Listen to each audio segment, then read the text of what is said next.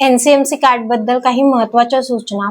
पहिली महत्त्वाची सूचना म्हणजे एनसीएमसी कार्ड आता 1 मे पासून सुरळीतपणे तुम्ही एनसीएमसी कार्डने प्रवास करू शकता बसमध्ये त्या कार्डने। आणि दुसरी गोष्ट म्हणजे स्क्रीनवर दिलेल्याप्रमाणे जर तुम्हाला मेसेज आलेला असेल तर तुम्ही जिथे कुठे एनसीएमसी कार्ड बनवलं आहे त्यांच्याकडून तुम्हाला एनसीएमसी कार्ड घ्यायचं आहे आणि ऍक्टिव्हेशन करायचं आहे। जेव्हा पण तुम्ही ऍक्टिव्हेशन कराल तुम्हाला मेसेज येईल की तुमचं कार्ड ऍक्टिव्ह झालंय, म्हणजे तुमचा कार्ड तोपर्यंत ऍक्टिव्ह नव्हता। जेव्हा ऍक्टिव्ह कराल तेव्हाच त्यात तुम्ही ट्रान्झॅक्शन करू शकाल आणि प्रवासामध्ये तो कामात येणार।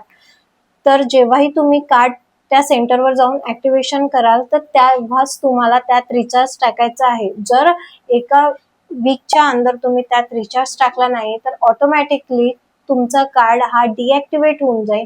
म्हणून रिचार्ज करणे ऍक्टिव्हेशनच्या वेळी कंपल्सरी आहे। यांची सगळ्यांनी नोंद घ्यावी।